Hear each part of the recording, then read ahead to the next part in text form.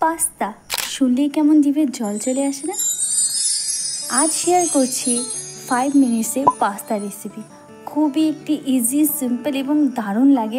প্রথমে আমি পাস্তাগুলো গরম জলে সামান্য পরিমাণ নুন এবং 1 চামচ তেল দিয়ে সেদ্ধ করে নেব। এরপর কিছু পরিমাণ পেঁয়াজ, টমেটো, গাজর এবং কাঁচা লঙ্কা আমি সুন্দরভাবে ধুয়ে কেটে নিয়েছি। এটা পাস্তার one of my favourite recipe এবং খুব ইজি হয়ে যায়। আপনারা হোস্টেল টাইপ পাস্তা বলতে পারেন। এখন আমি পাস্তাগুলোকে আলাদা করে নিয়েছি জল থেকে তুলে, এবং দেখুন কি সুন্দর লাগছে দেখতে।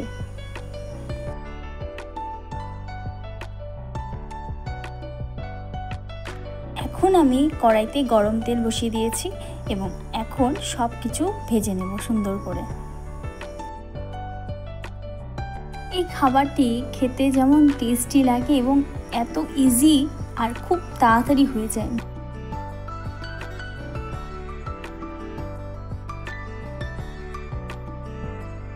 মশলাগুলো গোল্ডেন ব্রাউন হয়ে আসলে আমি পাস্তা ঢেলে দেব। আর এখন লো টু মিডিয়াম ফ্লেমে সুন্দরভাবে আমি পাস্তাগুলো হালকা আঁচে ভেজে নেব।